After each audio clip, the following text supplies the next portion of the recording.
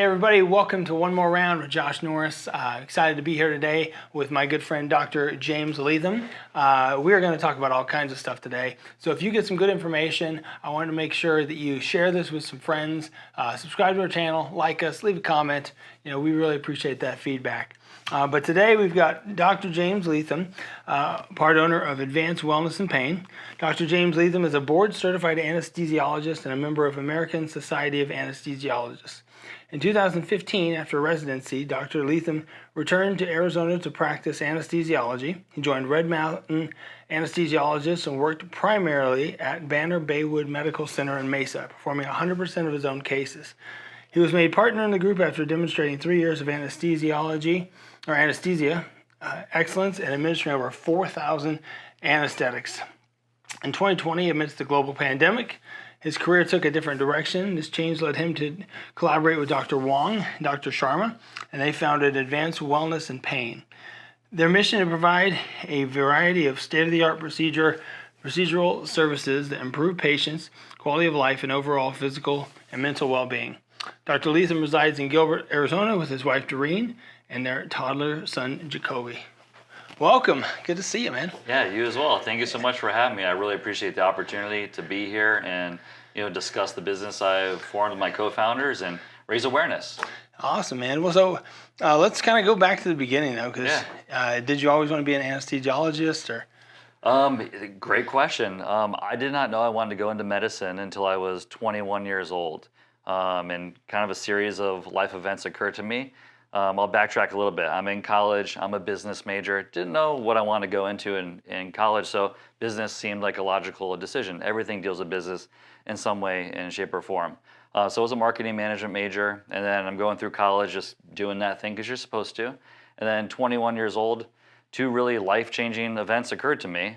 21, my dad drowned when he was 48. 2 weeks later, my appendix ruptured, and I almost died at 21 years old. And I didn't mean to get into like the super seriousness right away, but that's what really led me to medicine. I was in the hospital. It was October 2002. Actually, it was Game 7 of the World Series. The Giants were playing the Angels. Angels beat the Giants in Game 7 of the World Series, October 2002. And that very night, I decided I wanted to become a doctor.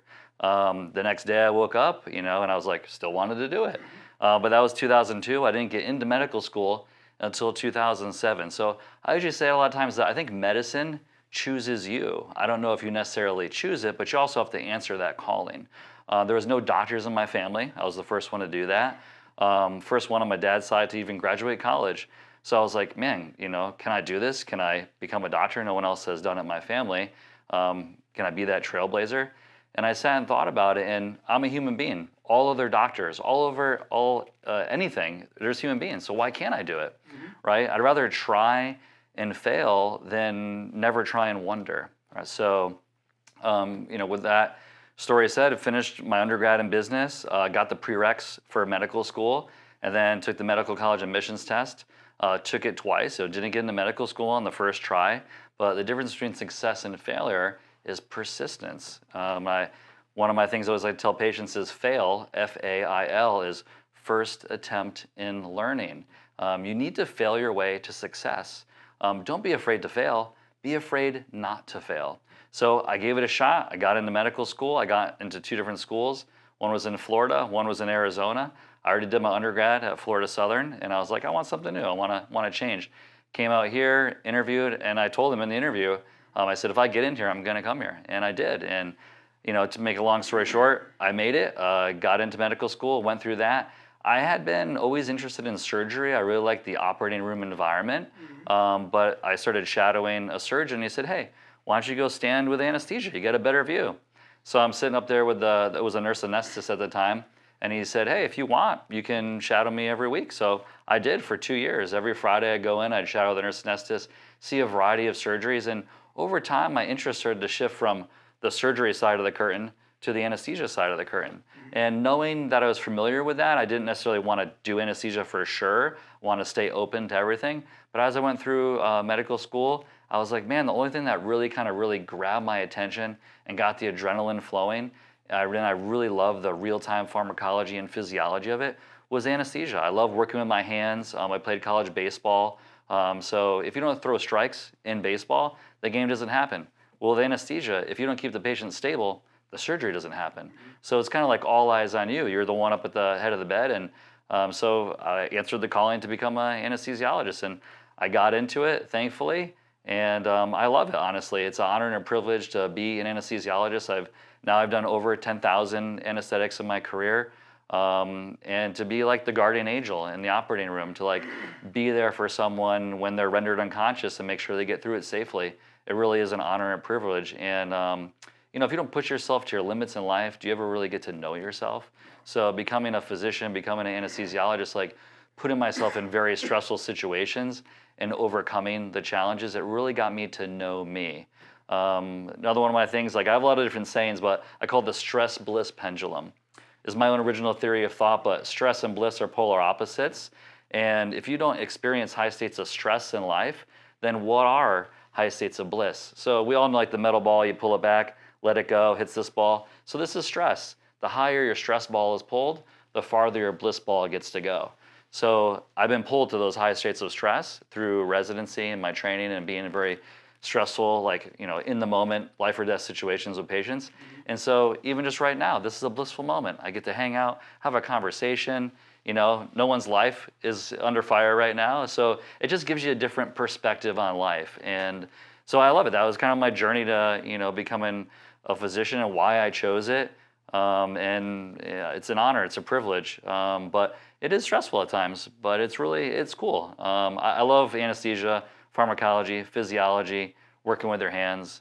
It's really all these things together. So that's kind of the long and short of it. But so what does it look like? I go in for surgery. You're my anesthesiologist. You come in, and I know I've never been put under. It scares the daylights out of me, by the way. Heck, up until I started Regenerate IV, I couldn't put a needle in my arm, and now it's like I get IVs pretty consistently. But what do you do when you come in, assess the patient? Are you there the whole time while they're under, or how does that look? Yeah, it's a common misconception that people think, oh, hey, you put the patient to sleep and then you leave. But no, I'm with you every single second. I usually say, like, every breath you take, every move you don't make, I'll be watching you. So yeah, you meet patients a lot of times the day of the procedure, especially when I was a hospital-based anesthesiologist. You meet them right before the surgery where they're having their gallbladder out or a hernia is getting fixed or a kidney stone or bowel resection, whatever type of surgery it is. Usually you meet them right before. And you have to be the calm in the storm. It's not normal for someone to have surgery, so it's very anxiety provoking. And normally what I try to tell patients to relax them is, hey, you do the relaxing, I'll do the worrying. If you're worrying and I'm already worrying about you to make sure everything goes good, no one gets to relax.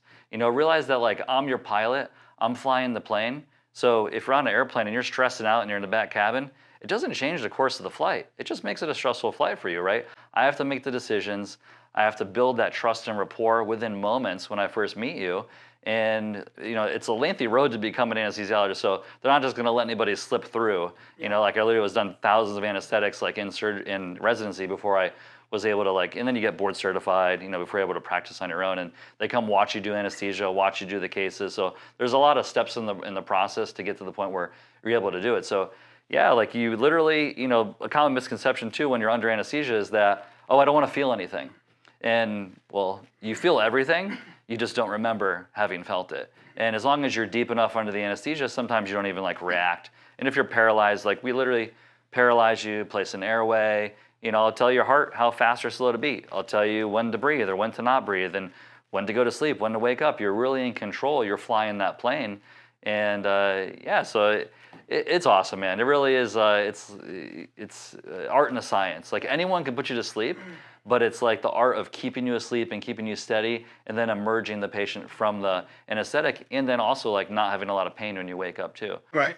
It's awesome. Yeah, it sounds like a skill that's, not only very important to have in the hospital, but it seems like you almost would have to have better bedside manner than most other doctors, because I know if you came into a room with me and I'm sitting there and the stupid gowns you got to wear, and unfortunately I've had a lot of experience in that in this last month and a half, and you're like, yeah, I'm gonna put you under. Yeah. I'm gonna bow up. I'm like, what do you mean? Do I have to go under? Can we do something else? I'm gonna try to debate with you to make sure that I absolutely have to. How do you develop that bedside manner that it takes? Honestly, it's just telling the patient the things that I would want to hear in that same moment. I've been a patient too. I had my appendix out when I was 21. I had other surgeries when I was 5 years old. I had a neck surgery.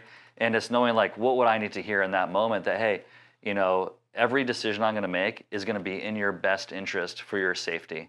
And every moment I'm going to make sure everything goes as smooth as possible. Can I make any guarantees? Of course not, right? There's always risks. But yeah, like I'm there to help you. And normally they think anesthesiologists are introverted, but honestly, like I've encountered a lot of extroverted anesthesiologists. Like I want to hold that conversation. I want to build your rapport. I want to have good eye contact and allow you to know like, hey, if you have any questions, ask them. Like I'm very approachable, try to communicate. And then anesthesia is a spectrum. Like we don't always have to go the route of general anesthesia.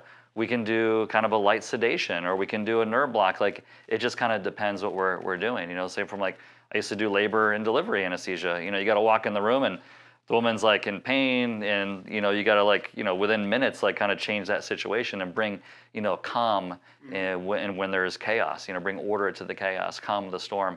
And it's a talent to be able to walk into chaos and restore order. You got to be the calm. There's a saying in anesthesia that make like the duck. So on the duck on the surface of the water, it seems very calm, just floating about, but beneath the surface, it's paddling like crazy. So I have to stay calm. I always tell people in the operating room, if I'm not freaking out, then no one gets to freak out, because I'm the one that has to kind of make things go smoothly, and I'm not going to freak out. It doesn't help anything. Yeah. So stay calm in the face of adversity, and that's even in life in general. Like realize that like there's an equation I tell patients, event plus reaction equals outcome. E plus R equals O. You cannot control the events in your life. You can control your reaction or response to the event. That's going to change the outcome. So realize what you're in control of and what you're not in control of. And I know like some people are control freaks, but try to realize that, hey, I'm going to take great care of you. Just relax, let it flow, and we'll get you on the other side of this. And a lot of times after, it's like, oh man, that wasn't so bad. It's like lights out, lights on, and I'm taking care of you in between. Awesome. So you went from being an anesthesiologist, which you still are, but more the traditional role, working within a clinic type of setting, and now you're an entrepreneur. You started your own company with 2 other doctors. Tell me a little bit about that. I know that it was 2020, but how did this all come about? Yeah, how'd this happen? So when you finish residency, usually it's like go work in the hospital. That's kind of what you're supposed to do. So I did that, became partner, and then we lost the contract with the hospital. So we made a pivot, started covering pain management group that my brother is a part of. Did that for a year and a half, and then COVID happened. And so then a lot of elective surgeries and procedures weren't happening. And so I didn't have work. And I was like, wow, I'm at the mercy of another physician, proceduralist, bringing cases to me. I really didn't like being in that position. So our COVID pivot was to create advanced wellness in pain. I knew ketamine clinics existed. I know there's like a huge need for mental health care. And I was like, I think I can do this better than how it's currently being done. So we made that pivot, opened advanced wellness in pain. And it wasn't easy from the start. We started out in Peoria, almost went out of business, but then we moved locations to Scottsdale, and now we're really flourishing. We really found our niche. We do beyond just ketamine infusions. We also do vitamin infusions like you guys do, NAD, exosomes, hormone replacement, peptides, but the main treatment is the ketamine. And what makes us different than other clinics out there is that we have a program versus a lot of clinics are like, here's just the ketamine, you get the infusion, allow the antidepressant effects to work on you, and then you got to unpack it on your own. Whereas we have integrated the program with, we call psychedelic integration coaching. We have a workbook that we also co-authored. So you have a consistent experience that you're able to go through the process and have a program and have people to unpack that for you, so that after 2 weeks, most people are transformed and they're drastically better than where they were when they came to us. They're experiencing a state of mental or physical suffering, and we're able to use ketamine as a catalyst, or what I call a catalyst for change. So let's talk about that, because a lot of people don't know what ketamine is, right? I know I was very new to it when you and I started talking. Yeah. So tell people like what ketamine is, what it helps, why it's such a great like up and coming opportunity for people that are going through mental health issues and that kind of thing. Totally, great question. Yeah, ketamine, it is FDA approved as an anesthetic. So of all physicians, the ones that have the most experience in working with ketamine would be anesthesiologists and ER doctors. So I've given ketamine usually when I was in the hospital at general anesthetic doses, and now we're using it at sub-anesthetic doses. has a very unique mechanism of action. Works on the NMDA receptor, which essentially that's where glutamate would bind to. Glutamate is the major excitatory neurotransmitter in the human brain, and we block that channel. And when we're doing it at a sub-anesthetic dose, we actually get a rise in glutamate, and then this causes this downstream effect where it activates the AMPA receptor, and then brain-derived neurotrophic factor is increased. And that's your brain's own growth factor protein, which helps what we call synaptic plasticity, or helping neurons, brain cells to make more connections essentially. Ketamine's been around for a long time. The actual first human administration of ketamine was August 3rd, 1964, and it was FDA approved in 1970. It was known as a battlefield anesthetic. It was used a lot in the Vietnam War to acutely stabilize soldiers if they had a gunshot wound or a stab wound. What's very unique about it is that it's the only anesthetic that doesn't decrease your drive to breathe, and it helps to maintain your hemodynamics, like your blood pressure, your heart rate. So very unique that I can give someone pain relief, give them a mild form of anesthesia, and I don't have to worry about their airway, essentially. So we're doing these sub-anesthetic doses. This was kind of realized in the early 90s. There were some studies out of Yale where they were using ketamine for its antidepressant qualities and giving sub-anesthetic doses. So that's kind of where the whole 6 infusions over the course of 2 to 3 weeks came from. And then a lot of clinics have kind of taken that model and then evolved it.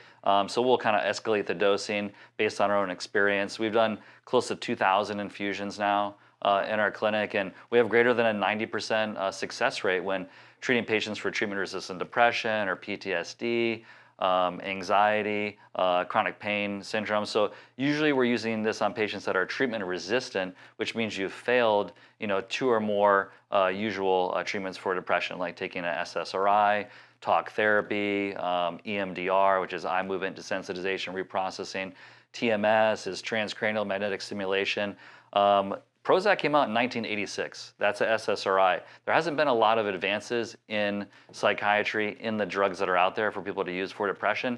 And the thing with these usual approaches are they just mask symptoms. They kind of raise the floor, but they cap the ceiling. So you hear a lot of side effects from people that I feel like a zombie, I have sexual dysfunction, weight gain. I try to come off these medicines, I get brain zaps, there's withdrawals from it. In general, SSRIs like Prozac, Zoloft, those types of things, less than a 50% success rate. So we can really acutely stabilize people with the ketamine. And then I'm trying to get people hooked on a new daily practice, a new approach to how we live life, a new perspective. And then the medicine can kind of like, essentially the house is on fire. So we got to put that house fire out, and then now we can start to rebuild. Whereas SSRIs, they can take weeks or months to work if they're even going to. A lot of it's, trial and error in modern day psychiatry. One of the kind of the wild parts is that when I was in med school, I was actually between family medicine, psychiatry, and anesthesia. And now I kind of have them all in one. And I still do practice as an anesthesiologist and do general anesthetics and work in surgery centers. I'm just not hospital-based anymore. So our skills are up to date. But this is my passion. It's very fulfilling. It's very, very gratifying to help patients on their healing journey. When I'm in the hospital, when I'm in the surgery center, I don't choose them. I just snooze them. Now I get to choose who I infuse to help alleviate the blues. I have little rhymes, so that's I like one that. of Yeah. mine. Good. Yeah, no, it's good. It helps you remember things. Yeah, exactly. I know you had already mentioned it. You mentioned a couple of different scenarios somebody would be looking to have that done. But what are the top reasons? Like if I had a family member, what am I trying to identify? Saying, you know what? This might be a good consult for you to go to and get some help. Great question. Usually it's the treatment-resistant depression or PTSD. We're doing a study right now with first responders, firefighters, police officers. We had over 30 first responders come through our clinic. Phenomenal results for PTSD. Usually when people have tried other things, like they tried the oral medicines, they tried the talk therapy, and they kind of maybe have, feel like they're just not getting to the point they want to. They've reached a wall or a barrier in their treatment. This can really bring those walls down and give you this rapid change in your perspective, your view on your depression, on your anxiety, on your past traumas, and really help reset some of these pain pathways. If you have fibromyalgia or neuropathies, it's like hitting the reset button, essentially. What do you do with your phone or your computer if it's not working? First thing we usually do, we turn it off, turn it back on again. So why isn't there that thing for our mental health in medicine? There is. Ketamine is one of those things. And to come into the experience with preparation an intention, and then to integrate it after, that's how we're going to lead to a conscious transformation and get longer term results versus, just treating them for 2 weeks and allowing them to kind of figure it out on their own. So for someone that's, hey, I've tried other things, I feel like I just haven't gotten there, and we do free phone consultations. So if someone calls in, has questions, you'll get a doctor on the phone. It's like really unheard of. A lot of ketamine clinics, there's no doctor on site. They'll have a medical director that's kind of like directing from afar. It's just, that's how safe the medicine is really. But if you really want to hit the nail on the head with dosing, it's best to have it done with a physician. Specifically, I think, I'm biased, anesthesiologist, because literally given ketamine to thousands of patients, and in my career, and it's all about experience in the game of life. It really is. So yeah, and also someone that's open to psychedelic medicine, like ketamine is the only legal psychedelic currently. And cannabis can be also considered a psychedelic, especially if you use the edible form. I think it's also important to define what is psychedelic. Psyche, mind or spirit. Delic comes from the Greek word delos, to reveal meaning or to manifest. So when you're doing a psychedelic medicine, you're literally revealing meaning about your subconscious mind to yourself. That's the thing, is that during the infusion, we allow you to really go within, because it needs to be an internal shift that's going to bring about your peace, joy, contentment, happiness. And to make you realize, like, yes, I've had these past traumas in life, but they don't define me. And, depression is really allowing the past to set us back in the present, and then anxiety is worrying about the future in the present. So what we need to do is be more present, and ketamine really allows you to do that, to be more present, to be here now. Wow, yeah, no, it sounds like it's got some amazing benefits to it. Totally. I know that as I think about it, there's probably half a dozen people I know that could utilize it, especially for the depression portion. So I'm gonna change gears a little bit here, because you went and you started a business after being, an anesthesiologist for 6 years, was it? Yeah. Yeah, 6 years. And now you have 2 partners. What was it like having partners for the first time, starting your own business? Has it been good, bad, ugly? That's true. It's like, sometimes it can be like herding cats, and it is almost like a marriage in a way. But, Dr. Wong, Dr. Sharma, I met Dr. Wong. He was the president of our anesthesia group when I was at Banner Baywood. So that's how I got to know him. And we kind of, but obviously when you're doing anesthesia, you're in your own operating room. So you just kind of talk in passing. But then when our group lost the contract with the hospital and we decided to jump ship to the pain group, he was approached to do that. So I kind of went along with him, since my brother was the pain doctor in that group. And then Dr. Sharma, I had met him through a really close friend. So we were friends first. And then he left California. He was actually in Ventura, California during those fires, and kind of took it as a sign, hey, I need to leave this place, and came to Arizona, joined the group, and then literally less than a year later, we lose the contract to the hospital. So I'm like, hey, man, we're teammates, you're welcome here. So he trusted the process, as we say to our patients, and jumped over and we did the pain management station, and then COVID happened, and he's like, hey, man, I'm on this team, so he came along with us as well. So that was the 3 of us. We all have our strengths, honestly. Like, we're all, we got diversity. I'm white, Dr. Sharma's Indian, Dr. Wong's Chinese. We're all different ages. I'm 40, Dr. Sharma's 36, Dr. Wong, I believe, is 58. So, like, we bring different, approaches to the way we practice. We keep each other in check, honestly. It's like when there's 3 of us, there can always be that vote where the majority would rule. Do we disagree on things sometimes? Yeah, sure, like anybody would, but it's also like realizing that, hey, together we're a team, and we're all co-founders, we're all equal, equal partners, and, we want this to succeed. And so, it was a leap of faith, honestly, that like, hey, let's take a shot at ketamine. Like, are we going to be able to sustain ourselves financially? We all have families, and we're in Peoria for a little under a year, and, we're doing it 3 days a week and still doing the anesthesia on the side. And we're about to go out of business. And then we're like, we know it's a location thing. It's all about location ultimately.